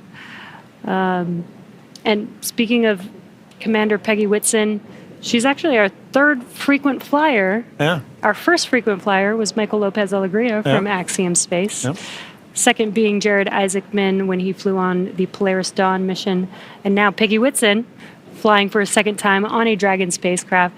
At SpaceX, we're trying to make these vehicles reusable, just like aircraft when you fly and fly over again multiple times a day. And we're getting closer and closer to that with the same crew members flying again, which is awesome.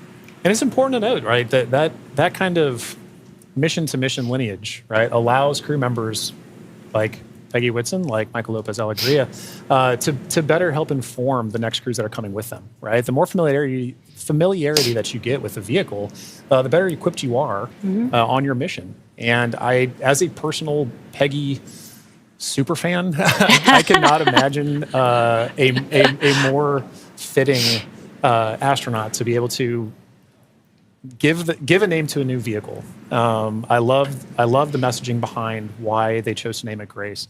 And to your point, Jesse, about the frequent flyers, I loved that during launch we could see I don't know if it's a new tradition potentially, but we got to see some boarding passes that SpaceX provided to the Ax-4 crew, and because of her frequent flyer status, Peggy Whitson got a gold boarding pass, and I absolutely adore that she was able to have that distinction. Yes, just add it to her resume. Yeah, you can add it to the resume. SpaceX frequent flyer.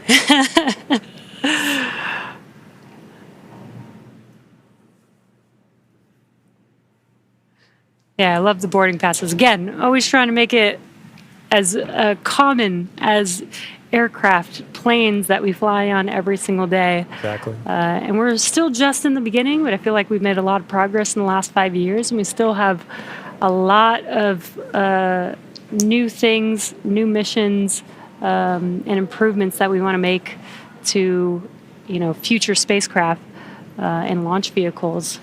So I'm excited for the future. I really do believe that we could get to aircraft, plane, regular flight, multiple flights a day within our future. I think we can. And, human spaceflight it's a team sport.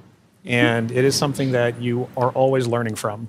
No matter how commonplace any of these missions get, right? There is always the amount of training that you put into it to execute that plan, train, fly mentality. And being able to perform these missions, being able to say that Peggy has flown on multiple Dragon spacecraft at this point, kind of highlight that every time she's going to still go through the same training that she did for the last mission. That all these crew members, that all of the ground support personnel are going to be ready to support missions like these from even well before crew is on the launch pad, all the way through Splashdown, pulling them onto the recovery vessel here for the Dragon spacecraft. And you can see on your screen both the fast boat and the recovery vessel Shannon making approach to grace our Dragon spacecraft.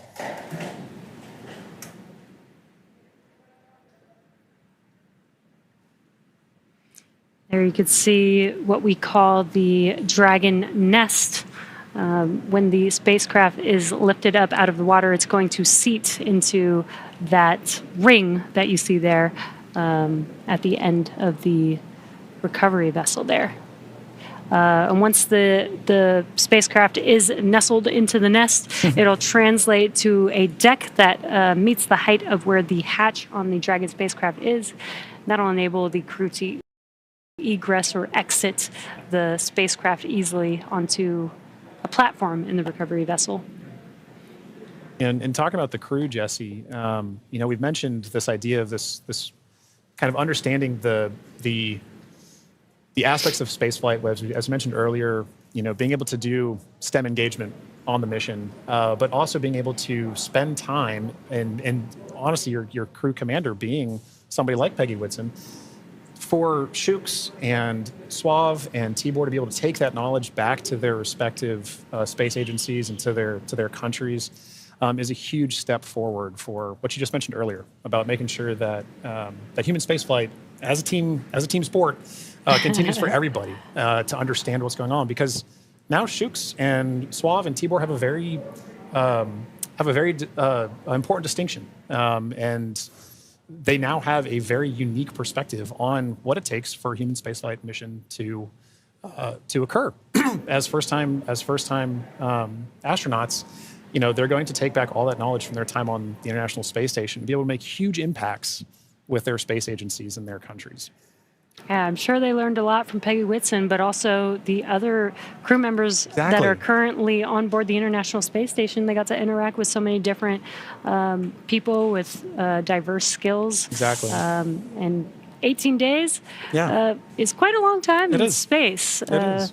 So it's a good amount of time. I believe this is the longest duration for an Axiom space mission so far. That's right. We heard a lot of those kind of sentiments shared between the Ax-4 crew and the Expedition 73 crew currently on the International Space Station during their farewell ceremony, during their undocking last night. It really kind of underscored the aspect of once you're up there, once that hatch is open, it's all one team. Mm-hmm. It is.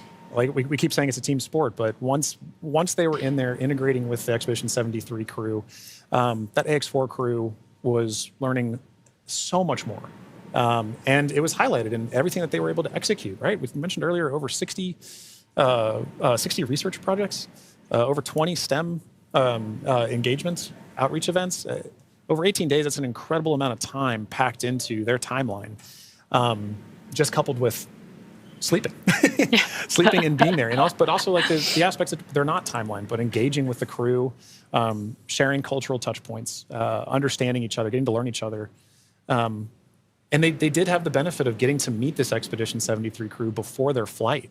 So by the time they were opening that hatch, they kind of knew each other. And I think it's an incredible aspect of this mission for sure. That's so awesome. Yeah. I wonder what their comms were. I'll meet you in space. Exactly right. I wish I had the ability to say that. That'd be so cool. One day when we're all able to fly in space. All right, sounds good. I'll see you in space then. See you in Spacecraft. Looks like we're getting closer. They are pulling the spacecraft towards the recovery vessel. Looks like we're rigged up, and you can see the hydraulic lift moving forward and down. And then it will begin to lift the spacecraft out of the water and again into that Dragon nest that you see there on the recovery vessel.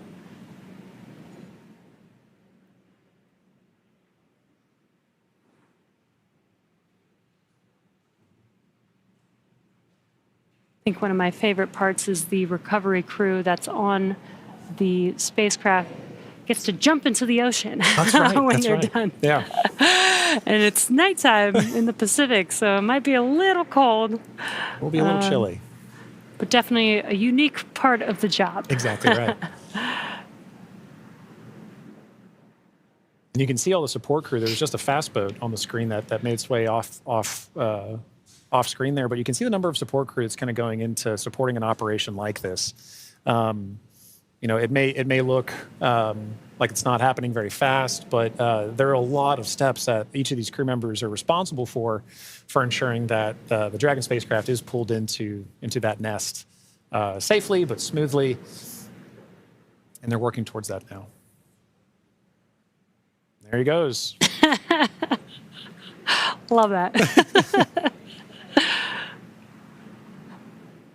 Despite the freezing temperatures, it looks fun. And he got out of the water pretty fast, so I think you're right about that.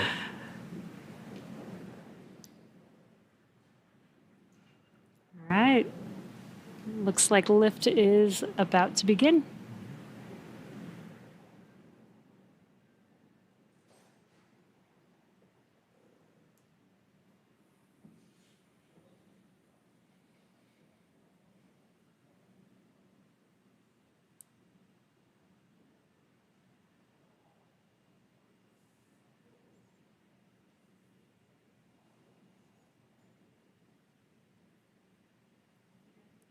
Those of you just tuning in, the Ax-4 crew splashed down off the coast of Southern California a little under 30 minutes ago. And we are now in the Dragon SpaceX, rigging is complete. Stand by for capsule lift. Dragon copies. Dragon SpaceX, capsule lift in progress, brace. good verbal confirmations there and visual confirmations that we're getting a successful lift. Dragon copies. And again, those comms, crew can't see what's happening outside of the spacecraft, so letting the crew know what's happening so they understand, you know, the vehicle moving, what those different feelings are with the spacecraft moving around. Trying to give crew some level of situational awareness of where they are and where they're going next. So Dragon will remain in the nest during the crew extraction and for the journey back into port.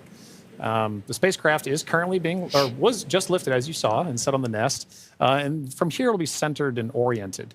And then from there, Dragon will be translated into the hangar underneath the helipad aboard the ship so that we can then open the hatch. And once open, a SpaceX medical doctor will be the first one in to check on the crew to see if they are ready to egress out of the vehicle. And as we noted earlier, Axiom medical teams are also on the recovery vessel working in tandem with SpaceX staff to assess and assist the crew.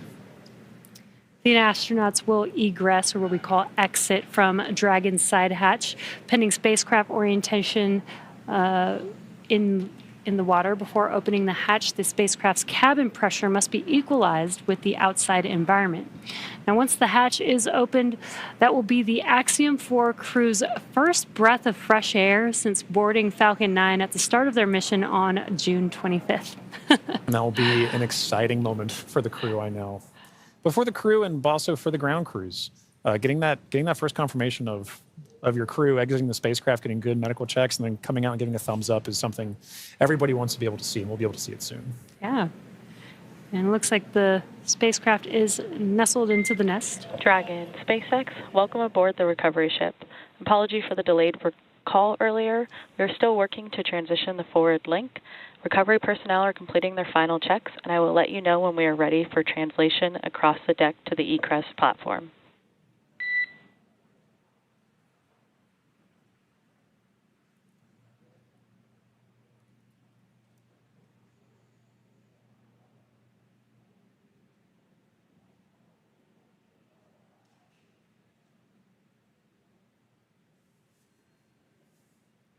Now, they are de-rigging the spacecraft, but they're also doing some final sniff or leak checks and then covering the thruster locations prior to opening that hatch. Let's just make sure that the vehicle is more than safe for the crew members to exit the vehicle.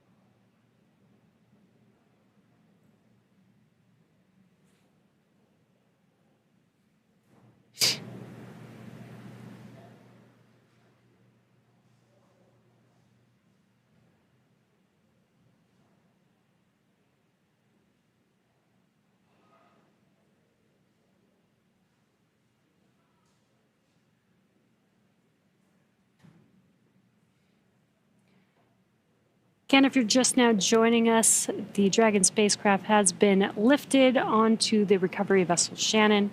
Now the recovery crew is safing the vehicle. They're putting some covers on the thrusters of the vehicle just to ensure, now that the spacecraft is no longer in operation, we don't need those thrusters. They did some sniff checks before they put some covers on it. SpaceX, comm check. We have you loud and clear in Dragon. Copy that, Dragon. We have you the same. Welcome aboard the recovery ship. We are working to troubleshoot the forward link transition. Stand by for translation across the deck. I'll let you know when we're ready for that. Okay, copy.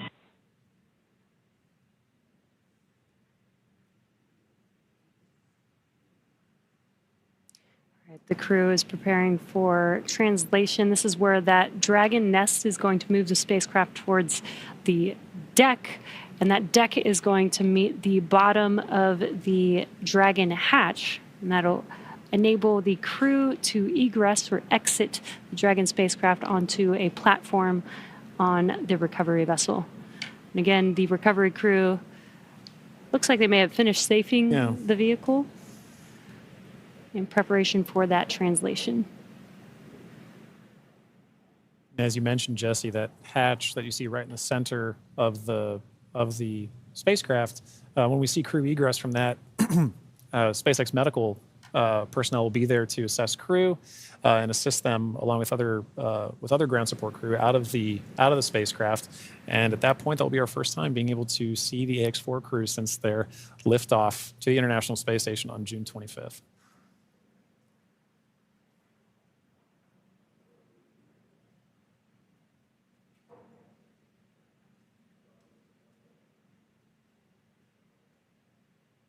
On a side note, I do love seeing crew go into and come out of the hatch, whether it's the side hatch or whether it is the docking port. I love seeing the smiles on their faces.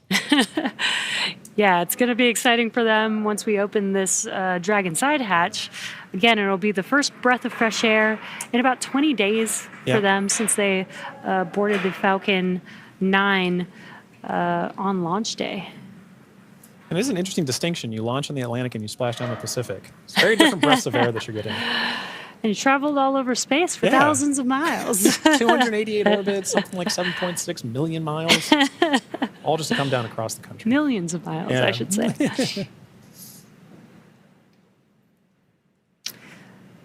It's definitely a great passport to have. It is. Maybe that could be the next memento that we can provide crew before they lift off as a passport that they can stamp. I think the locations would be orbits. That'd be really cool. Outside of Earth. Yeah. Earth orbits, low Earth orbit.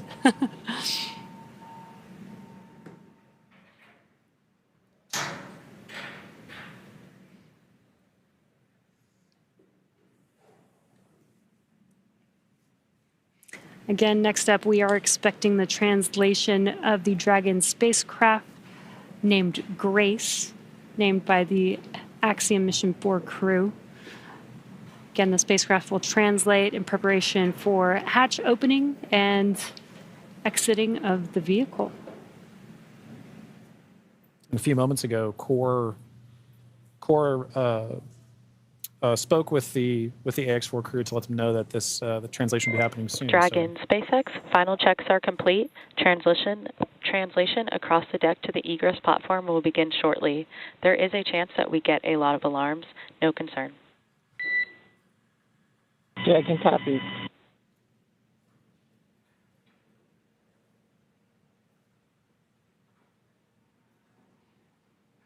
And we have movement. Translation is beginning.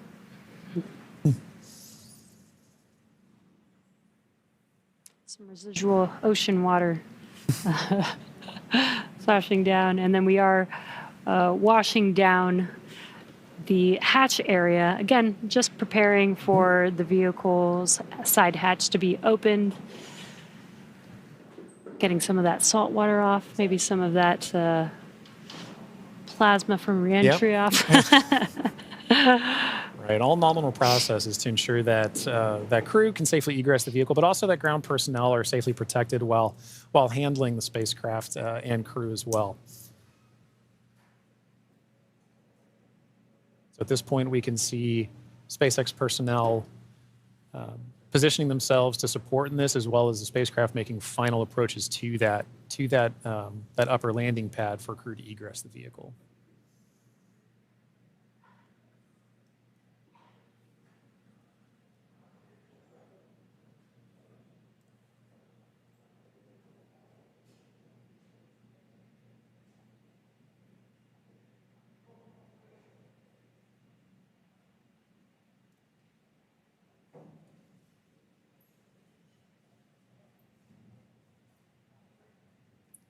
After that freshwater wash down of the hatch area, we're seeing some final wipe downs as well.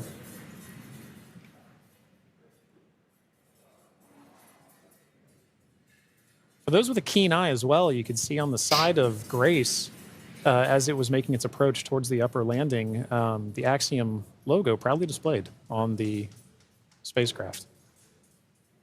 We had some great shots during the docking footage of SpaceX, Axiom, making a beautiful image of the vehicle docked to the International Space Station.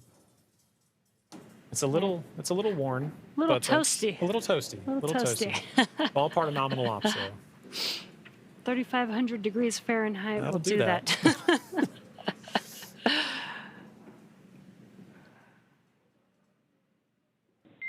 Dragon, SpaceX, standby for side hatch opening and egress of some smiling faces. Here we go. All right, we're looking forward to it.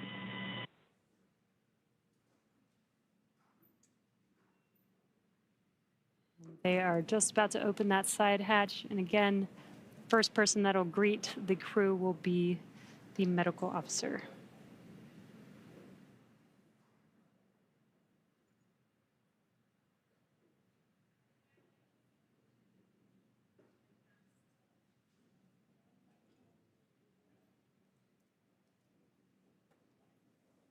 The hatch is open, and ground crews are making first contact with the Axiom-4 crew.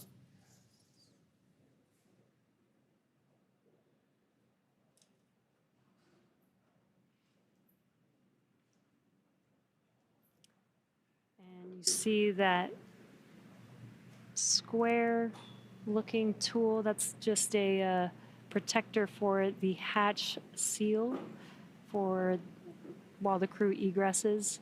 This is a reusable vehicle, so we are protecting both the crew as well as the spacecraft, making sure there's no damage that happens and that the crew doesn't bump their head on anything on the spacecraft.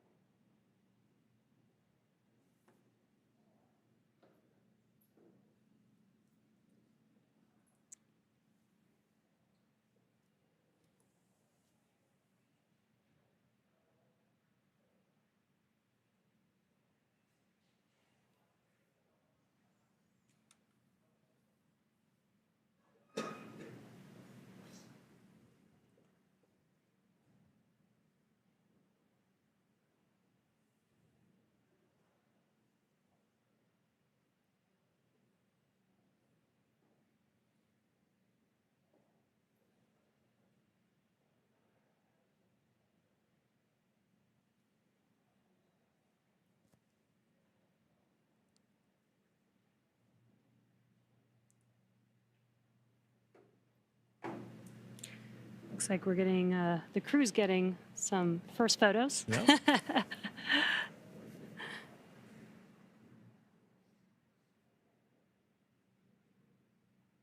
a good sign that they had good initial comms with medical personnel.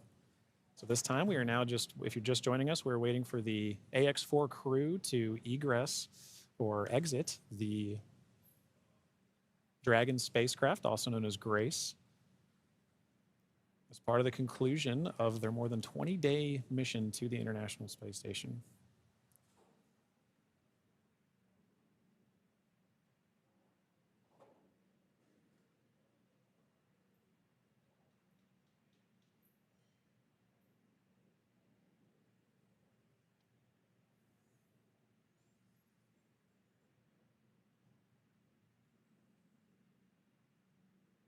You can see the crew is handing some of their cargo. That looks like their tablets that they use throughout their mission.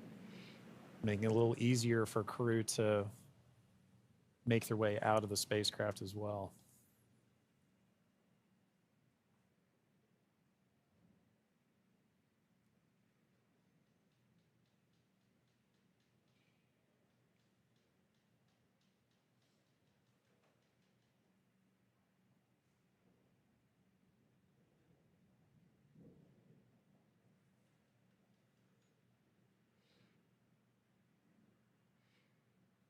Looks like they just removed the footrests. Gives the crew some space to get out of their seats while they are exiting the vehicle. Now getting some great internal views of the Ax-4 crew in their Yes. spacecraft. I already saw some big smiles, Yep. as people we've all been saying.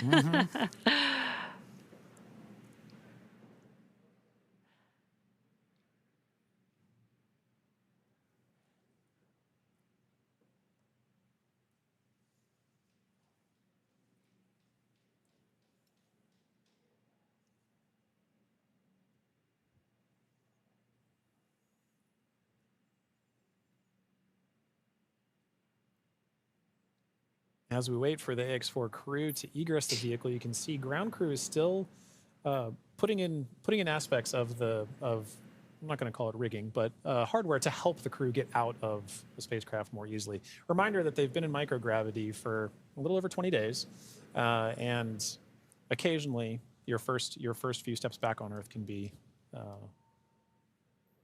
slightly challenging.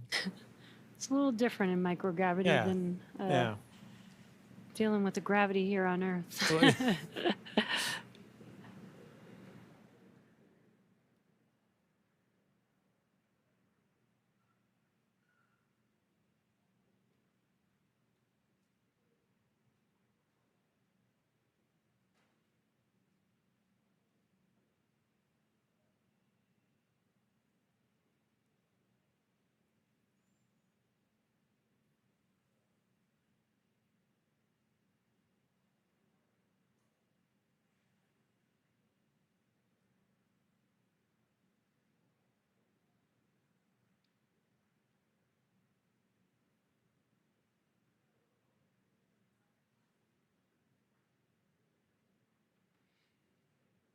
Just now joining us, we are waiting for the Ax-4 crew to exit the Dragon spacecraft Grace.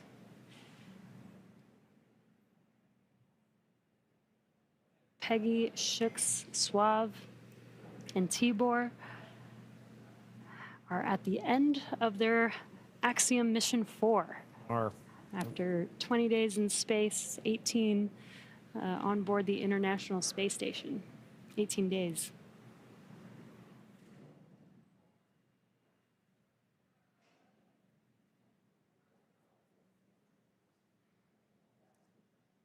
And now this wraps up a very significant portion of the mission, but it's not entirely over. We still have a few medical checks to go, and then in addition to that, the Ax-4, all the research done on the Ax-4 mission is all going to be in a world of post-processing, analysis, assessment, and that's all part of it, as well as crew debriefs. So, following after crew egresses the spacecraft and gets good medical checks, at that point we'll be getting the crew back home, and then continuing the final, we'll call it terrestrial-based operations of the That's Ax-4 right. mission. I guess it's more of the end of the space-facing portion of These the mission. operational phases. Right. We're still going to take our time to get there. You can see ground crews are still working with the crew members and hardware inside. They've established some ground support equipment to help in the aid of the Ax-4 crew getting out of the spacecraft.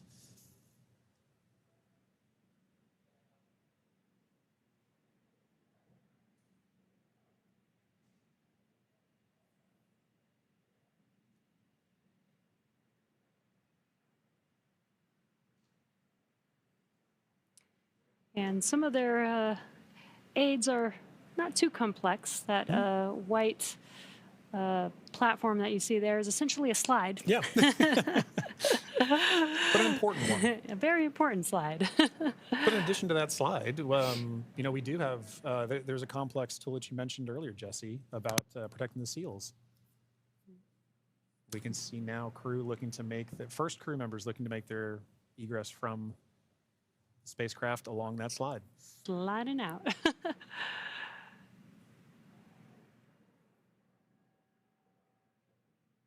And there she is. We see Commander Peggy Whitson, all smiles, exiting The spacecraft Grace. That is a beautiful sight. Peggy Whitson, the Ax-4 commander, is home, having logged 695 days in space on 5 flights. She is the 7th on the all-time list for most days in space by a human. It's an incredible feat. Legendary.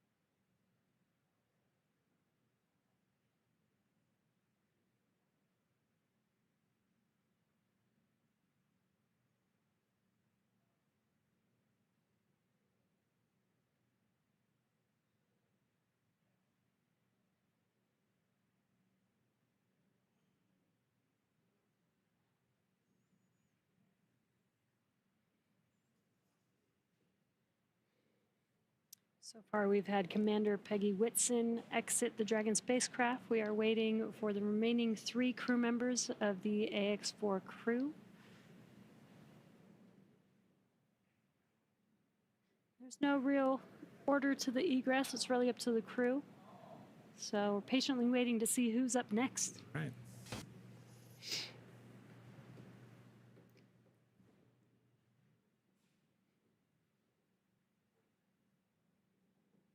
If Peggy is in the indication, which I think she is for this particular crew, we'll see another big smile coming out of the Dragon spacecraft in a moment.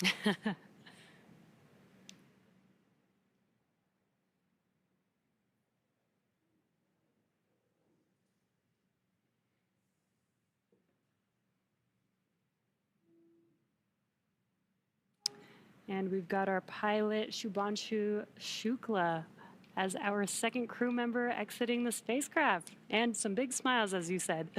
India reached a major milestone for the nation's space exploration goals. Ax-4 pilot Shubhanshu Shukla became the first astronaut to fly from the country's newly established astronaut corps. His participation marks a vital step forward for ISRO's Gaganyaan program, which aims to send Indian astronauts into space aboard domestically developed spacecraft. Shukla's flight demonstrates India's readiness to execute international missions and reflects the country's broader ambitions to become a key player in the global space community. As India continues to expand its capabilities in crewed spaceflight, this mission serves as both a proving ground and a symbol of its commitment to innovation, collaboration, and leadership in space exploration.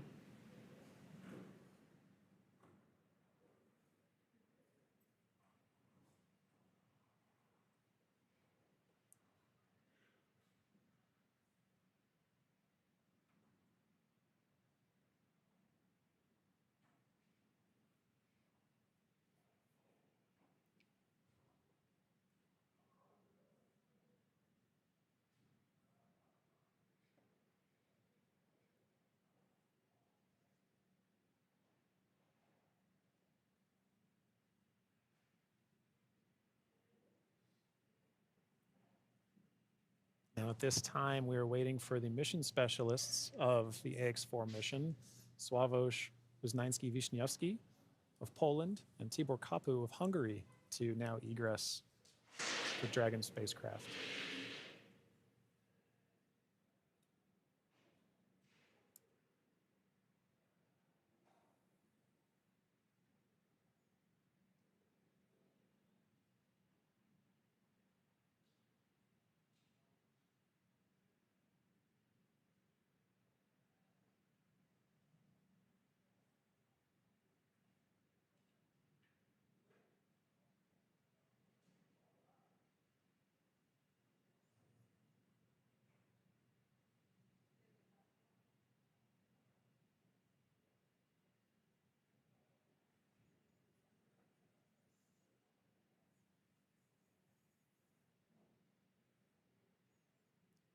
We have our 3rd crew member now egressing the vehicle. And there is Sławomir Uznański-Wiśniewski of Poland.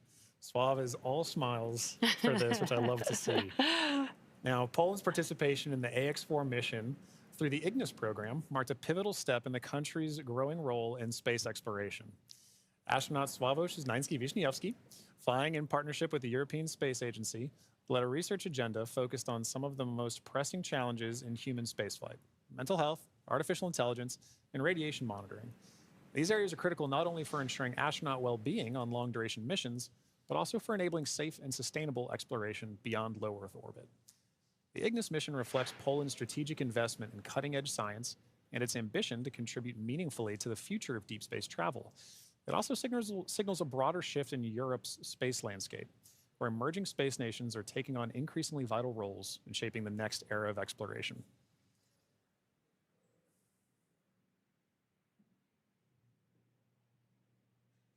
And based on that smile, I'd say Suave felt like he had a very successful mission.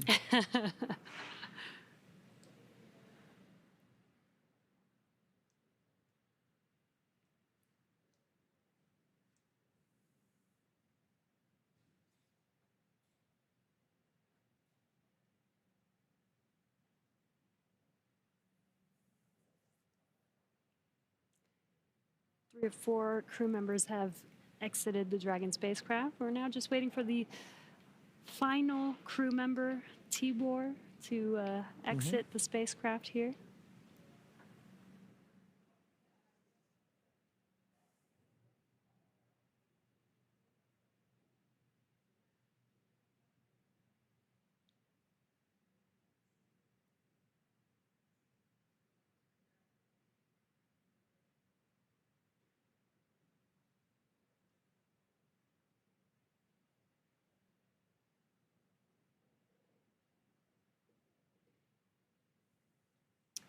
And last but not least, mission specialist Tibor Kapu.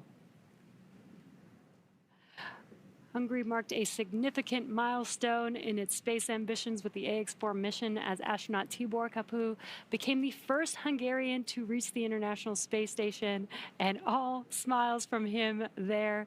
His participation under the banner of the Hunor Hungarian to Orbit program represents Hungary's commitment to advancing its role in international space exploration. This mission signifies the country's return to human spaceflight after decades and highlights its strategic investment in science, technology, and innovation. And Jesse, it was wonderful seeing Tibor's smiles and waves and high fives. You knew how important this mission was to the crew as they were prepping for it and throughout the mission, and seeing them be able to egress with the same smiles that they went into the capsule with, or into the spacecraft with.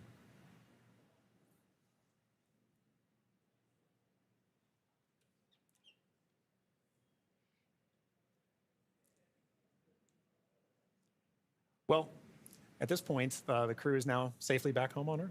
Yeah. Now that our crew are safely back home on Earth and getting the first checks by SpaceX and Axiom space medical teams, we're going to wrap up our live coverage of their historic return. Ax-4 lifted off from Launch Complex, from Launch Pad 39A at 2:31 a.m. Eastern Time on Wednesday, June 25th, and arrived at station on Thursday, June 26th. They spent about 20 days in space and 18 of those days on the International Space Station before undocking yesterday. And then this morning at 2:31 a.m. Pacific Time, they splashed down off the coast of San Diego, California. What an amazing journey it's been for them so far. Yeah, it's been absolutely incredible. And Jesse, it's been fantastic again sharing the desk with you. Thank you so much for joining me on this, and I'm glad we got to spend this time together. But now this crew's entire trip is home, we're ready to move on to the next phase of the mission. So to SpaceX, thank you for an incredible flight and taking such great care of our crew. To NASA, the International Space Station partners, and the Expedition 73 crew, thank you for helping make the efforts of the Ax-4 mission possible.